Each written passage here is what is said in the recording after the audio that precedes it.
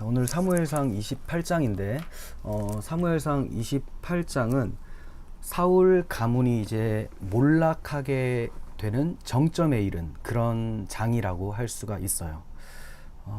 하나님께서 이제 사울의 죄가 차고 넘쳐서 심판하지 아니할 수 없는 그런 상태가 되어버렸음을 보여주는 것이 이 28장입니다. 사울은 하나님의 나라의 왕으로 세움을 받았지 않습니까? 그럼 당연히 하나님을 경외하고 하나님의 뜻대로 살아가야 되는데, 이제 이 28장에서는 정말 해서는 안 되는 짓까지 초혼제를 드리게 되죠. 그 정도까지 타락하게 됩니다.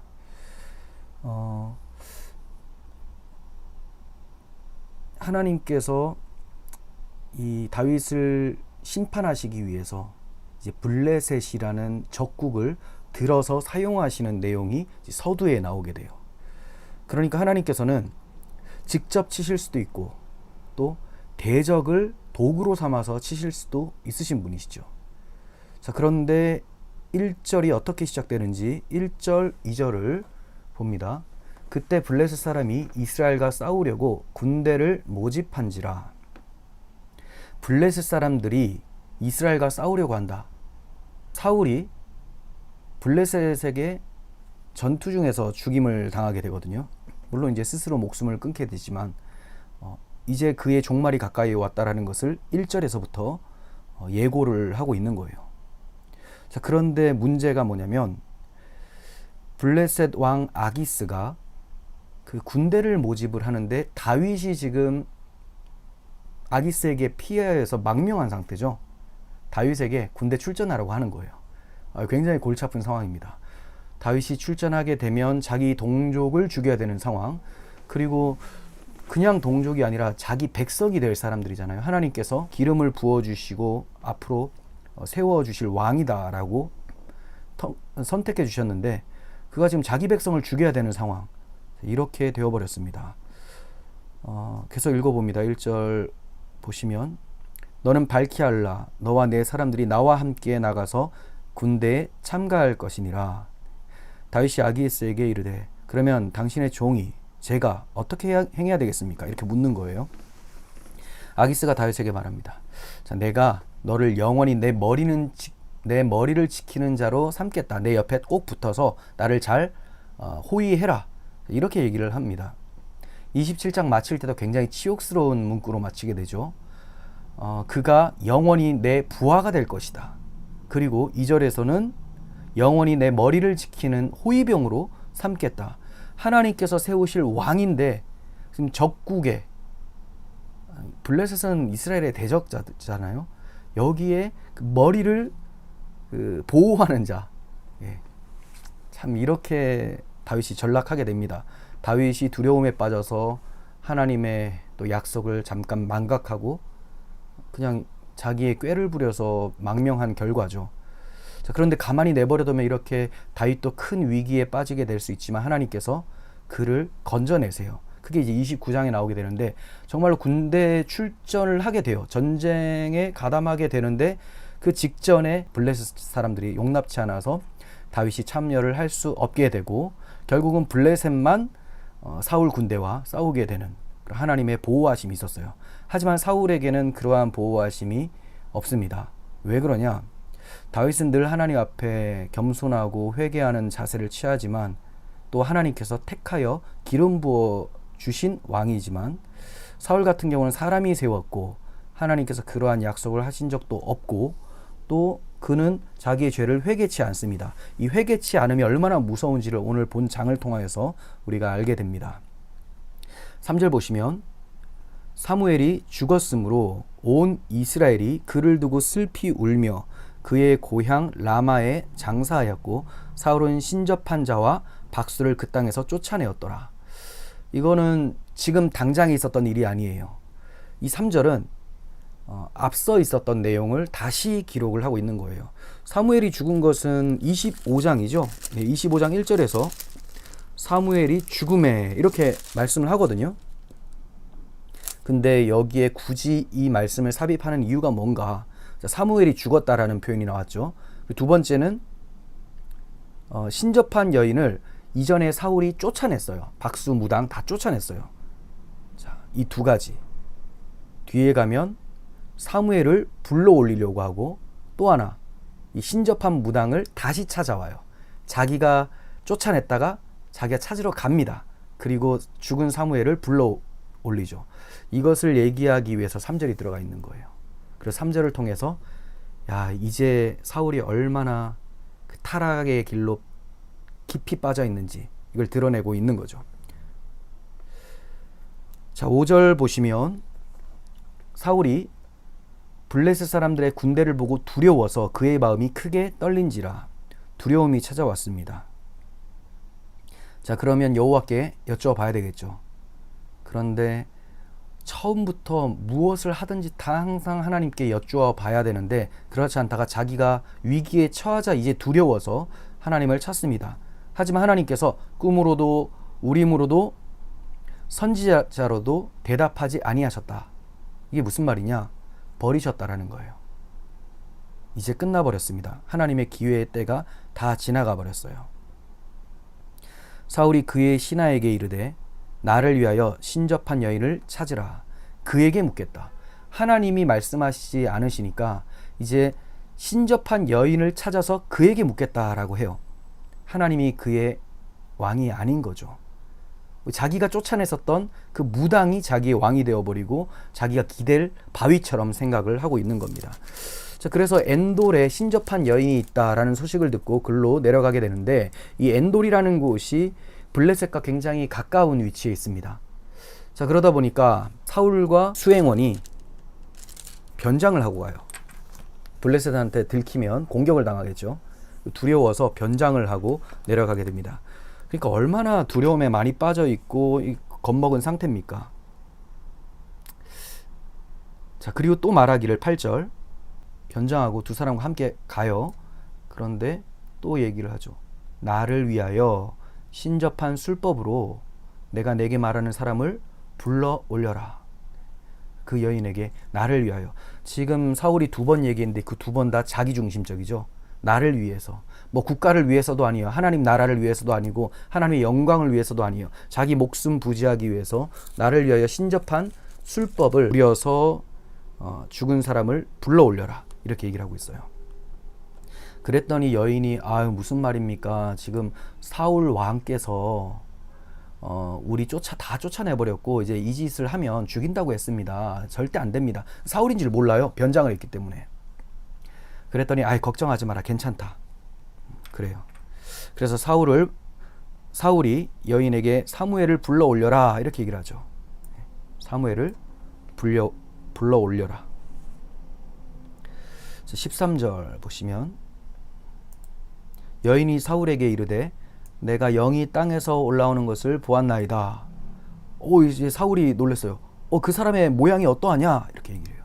한 노인이 올라왔습니다. 겉옷을 입었나이다. 이렇게 여차저차 설명을 했더니 이 올라온 영이 사무엘이구나 라고 그가 생각을 하고 넙적 엎드립니다. 네, 그의 얼굴에 땅에 대고 절을 했다. 죽은 자에게 절하지 말라고 했는데 절하고 참 그 천사에게도 절하지 말라고 되어 있는데 이 망자에게 절을 하는 모습. 그러니까 사울은 계속 범죄를 하고 있는 거예요. 처음에 하나님께 묻지 않았고 하나님께서 아말렉을 다 진멸하라고 했을 때 자기의 눈에 보기에 좋은 것들은 남겨두고 하찮은 것들은 죽이고 하여튼 불순종을 많이 했죠. 또 제사를 자기가 드리면 안 되는데 자기가 직접 제사 드리게 되고 이제 하나님 앞에서 죄가 계속 찼습니다. 그러다가 초혼제도 드리고 귀신에게 넙죽 절하는 모습까지 보이게 되죠. 15절 사무엘이 사울에게 이르되 여기는 사무엘이라고 하지 않습니까? 이거 사무엘이 아니죠.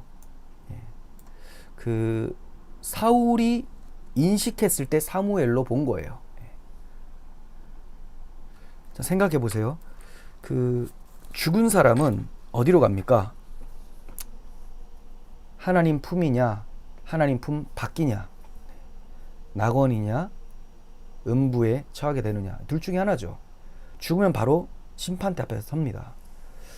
그 히브리서 9장 27절에서 사람이 한 번 죽는 것은 정해진 것이요 그 후에는 심판이 있다라고 해요.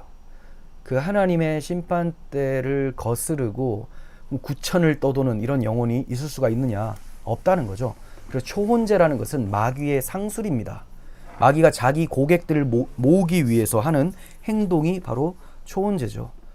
그 무당 구슬을 하게 되면 뭐 돌아가신 할머니의 음성도 들리고 막 그러는데요. 예, 그게 마귀의 짓이라는 거죠. 그렇게 함으로써 더 굿을 많이 하게 되고 거기에 매이게 만들어 버리는 것이 귀신의 전략입니다. 그냥 하나님의 형상으로 지음받은 인간이 죽었는데 그 귀신이 되어서 이렇게 떠도는 경우 없어요. 그냥 타락한 천사들, 그러니까 곧 사탄 마귀의 그 하수인들, 저들의 그 악한 영들의 계략인 것이지 인간이 죽어서 그 구천을 떠돌면서 뭐 영으로 나타난다 이런 것들은 없습니다. 근데 사실은 이 초혼제를 하고 있는 이 사울의 행동, 그리고 여기에 나타난 사무엘이 진짜 사무엘이냐 아니냐, 이거에는 사실은 관심이 없어요. 이 본문이 관심이 없습니다. 사람들은 여기에 제일 관심이 있죠. 야, 이거 정말 사무엘일까 아닐까? 그렇지가 않아요. 하나님의 관심은 사울에게 심판을 선고하는 거예요. 네가 이렇게 죄를 범하였기 때문에 하나님이 너를 버렸다. 너에게는 이제 심판이 곧 임박하다. 이것을 말씀하는 거죠.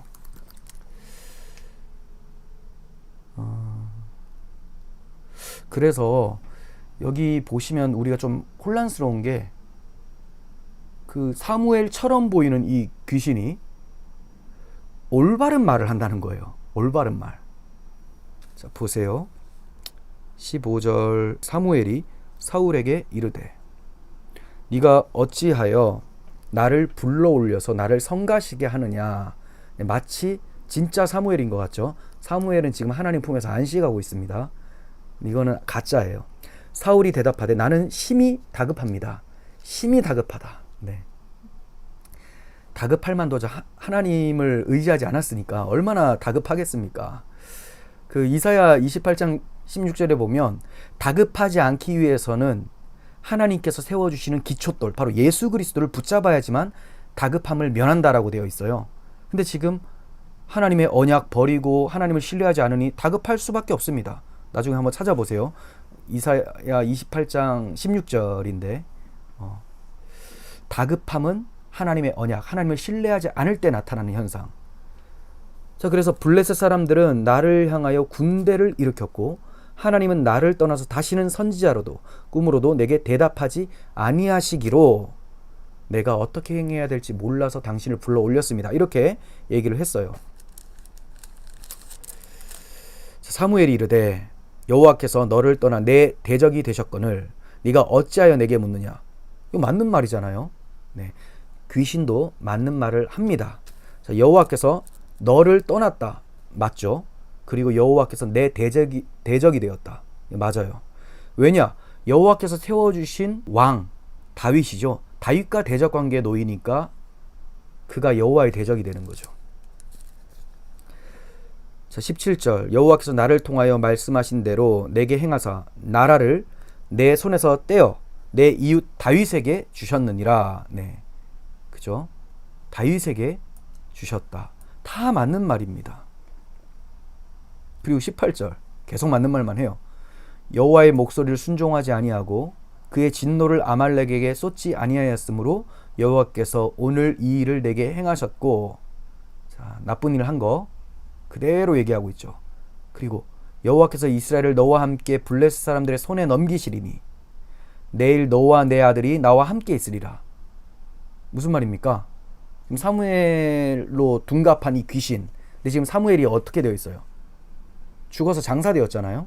근데 지금 나와 함께 있으리라 라고 표현한 것은 너와 네 아들 죽는다라는 거예요. 그래서 31장에 딱 가면 아들 다 죽고 사울 또한 결국 자살해서 죽게 되죠. 네, 말씀이 성취됩니다. 자, 이 정도로 정확한 말을 하니까 이게 사무엘이 아닌가 이런 생각이 든다는 거죠. 근데 여러분들 이거 기억하셔야 될 게 하나님께서는 마귀도 사용하셔서 하나님의 심판 선고로 이용할 수 있다는 거예요. 예. 그 말 못하는 나귀도, 마귀랑 좀 헷갈리네요. 말 못하는 나귀도 사용하셔서 거짓 선지자 발람을 책망하셨죠. 예. 그게 어떻게 가능합니까? 그게 중요한 게 아니에요. 나귀가 어떻게 말합니까? 이게 중요한 게 아니죠.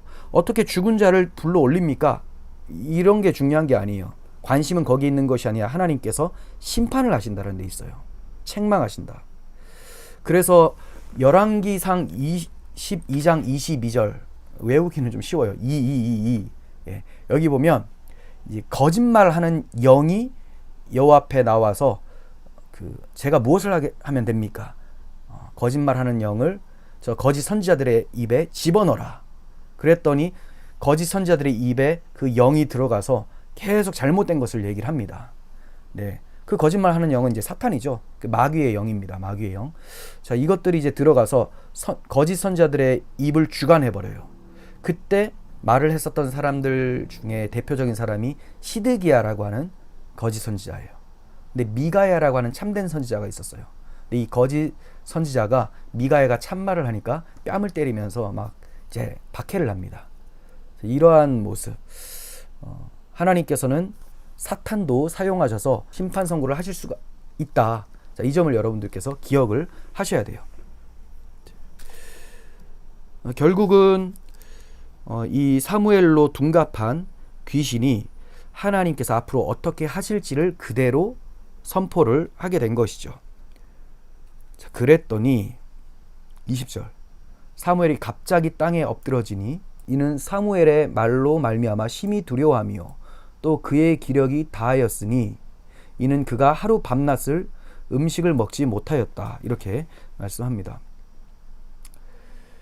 얼마나 절망적입니까? 이제 하나님은 떠났고 하나님의 심판만이 내게 남았구나. 이렇게 생각을 하게 되었습니다. 심히 두려워해요. 그가 처음부터 하나님을 경외했어야 되는데 하나님은 두려워하지 않고 사람을 두려워했죠. 자기 백성들이 자기 앞에서 떠나가는 것을 보면서 두려워서 자기 힘으로 제사를 드려버리고 그리고 아말렉과의 전쟁에서 다 진멸하지 않고 남긴 이유도 개선 행렬 때 내가 이렇게 귀한 것들을 다 사로잡아 왔다. 전리품처럼 그렇게 하면서 사람들에게 칭송을 받으려고 했었던 거죠. 이 모든 것들 그리고 사울은 천천히요 다윗은 만만이다 라는 그런 칭송을 받자 그게 화가 나서 다윗을 죽이려고 한 거예요. 그 사울의 초점은 계속 사람에게 있습니다. 사람을 두려워하고 사람의 인기를 갈구하고 있었어요. 블레셋을 두려워합니다. 블레셋의 칼이 두렵지 하나님을 두려워하지 않았습니다. 그 결과 이제 정말 하나님이 얼마나 두려운 분인지를 그가 알게 되는 것이죠. 참 우리는 무엇보다도 하나님 두려운 줄 알아야 돼요. 시편 90편에서 이런 말씀이 있습니다. 누가 주의 노여움의 능력을 알며 누가 주의 진노의 두려움을 알리이까. 우리에게 우리날 계수함을 가르치사 지혜로운 마음을 얻게 하소서. 우리 날 계수함을 가르치사 우리가 한갓 인간이며 하나님께서 후 불면 날아가는 먼지일 뿐이라는 것을 알고 생명의 주관자이시자 구원자인 창조주 하나님을 바라보는 지혜로운 마음을 얻게 하소서. 이런 뜻입니다. 주의 노여움의 능력을 누가 알겠습니까? 성도들은 알아야 되겠죠. 하나님께서 그렇게 보잘것없는 사울을 왕으로 세우셨다면 겸손하게 하나님을 경외함으로 살았어야 되는데 그는 그렇게 하지 못했습니다. 정말로 두려워할 자를 두려워하지 않고 두려워하지 말아야 될 자들을 두려워했습니다. 네, 사람이 내게 어찌하고 여호와를 두려워해야 되는데 사람을 두려워한 것이 그의 엄청난 실수였고 죄였습니다. 그렇게 그가 심히 두려워하여 기력이 다했어요. 그리고 하루 밤낮을 음식을 먹지 않았기 때문에 더욱 힘이 빠져버렸어요. 자, 그러한 모습이 안타까웠던지 이 신접한 여인이 사울에게 떡을 자기가 좀 내오겠다 이렇게 얘기를 해요. 그게 22절입니다. 청하건대 이제 당신도 여종의 말을 들으사 내가 왕 앞에 한 조각 떡을 드리게 하시고 왕은 잡수시고 길을 가실 때 기력을 얻으소서. 이렇게 말씀합니다.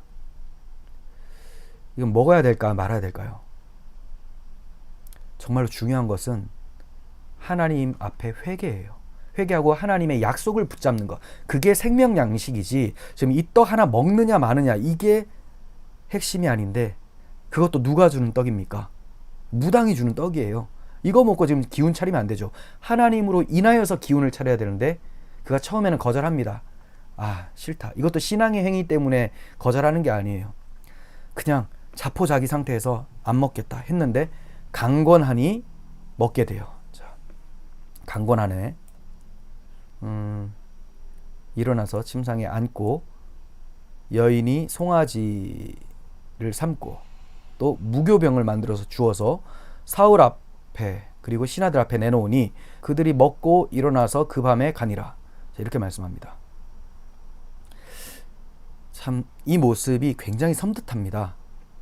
보세요. 여러분 이 22절과 25절을 통해서 뭔가 생각나는 그림이 있다면 참 복되다고 할 수가 있습니다. 떡 한 조각을 드리겠다. 그리고 그 떡을 받아 먹고 일어나서 나가니 밤이었다. 네. 누가 생각납니까? 가룟 유다죠. 가룟 유다. 요한복음 13장 30절. 유다가 그 조각을 받고 곧 나가니 밤이로라. 밤은 빛 대신 예수 그리스도와 대조적인 표현입니다. 정말로 밤이었어요. 유다가 떡 받고 나간 것은 밤이었지만 굳이 밤이라고 언급하는 이유는 그의 영적 상태도 밤, 예수 그리스도를 팔아넘기려고 했던 유다의 영적 상태는 밤이었다. 근데 기독교인들은 낮에 속한 자들이죠. 빛의 자녀들처럼 행하라고 해요. 근데 빛이신 그리스도를 버린 사람들은 밤입니다. 지금 사울은 하나님을 버렸고 하나님이 세우시려고 하는 기름 부음 받은 자 다윗을 죽이려고 했어요. 그리고 하나님의 말씀대로 행하지 않았었던 밤에 속한 자였다라는 것을 알게 됩니다.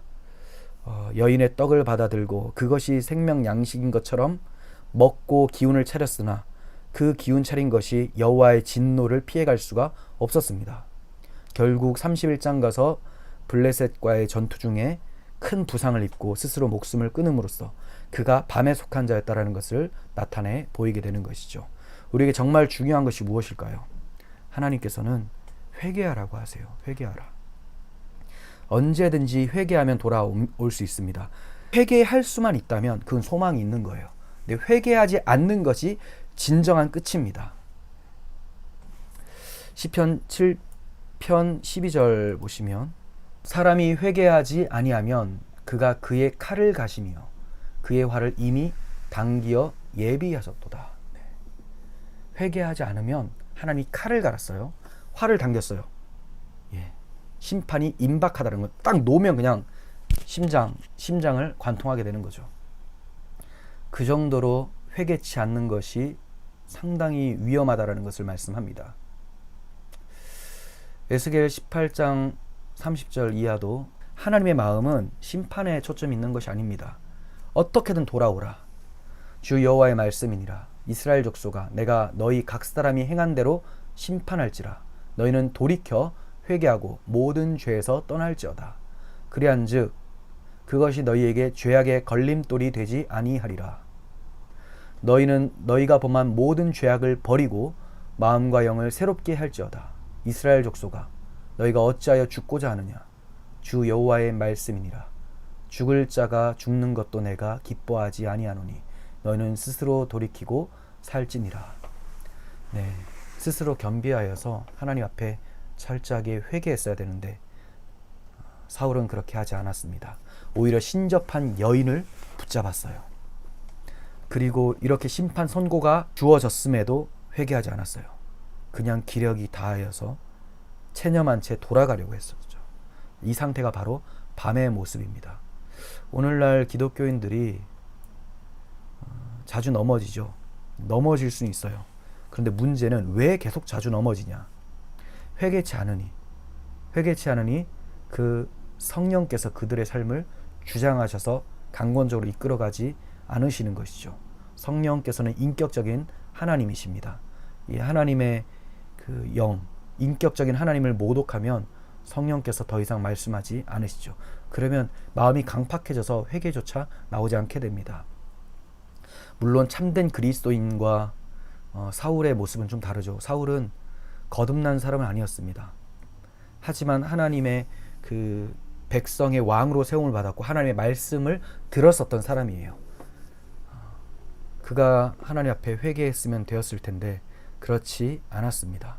자, 우리도 이 사울의 버려짐과 심판 선고를 교훈 삼아서 우리가 버려질 것 때문에 우리는 회개하는 게 아니죠.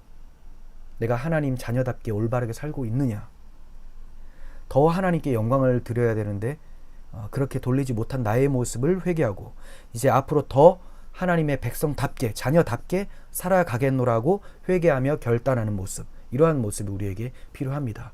그리고 우리가 잘못했을 때는 그 잘못을 철저하게 회개해야 됩니다.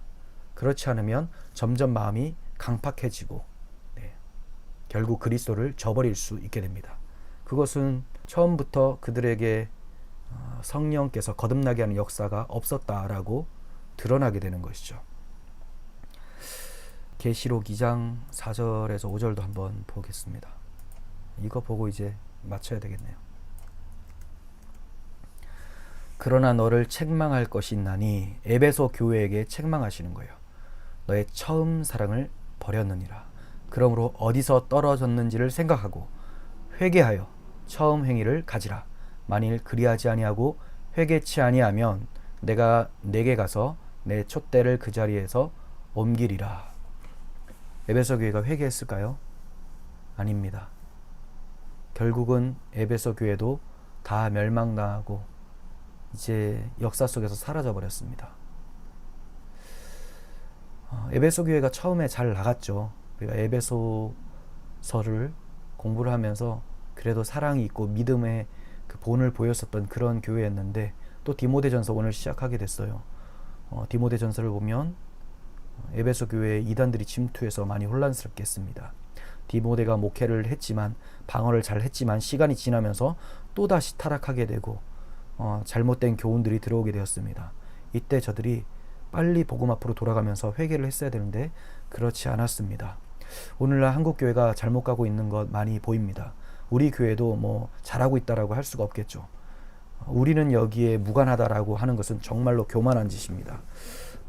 우리가 먼저 우리의 옷을 찢고 가슴을 찢고, 옷을 찢기보다는 가슴을 찢어야 되죠. 그리고 복음을 회복해야 됩니다. 한국 교회도 복음을 회복해야 돼요. 회복하고 회개하면 하나님께서 돌이켜 주실 거예요. 회복시켜 주실 거예요. 자, 그러면 다시 귀하게 쓰임을 받을 텐데 계속해서 이런 완고함을 가지고 사울의 길을 따라가게 되면 촛대를 옮겨버리시게 되는 것입니다. 저는 우리 한국교회가 십자가 복음 앞으로 다시 한번 굳건히 서서 회개하고 귀하게 하나님 앞에 쓰임 받았으면 좋겠습니다. 떡을 받아들고 나가니 곧 밤이다 라고 하는 가룟 유다의 신앙이 아니라, 그 배도의 신앙이 아니라 하나님 앞에 늘 겸손하게 자기의 모습을 돌아보고 또 하나님의 긍휼함을 입어서 결국 하나님 앞에서 회복되는 다윗의 신앙이 우리들의 신앙이 되었으면 좋겠습니다.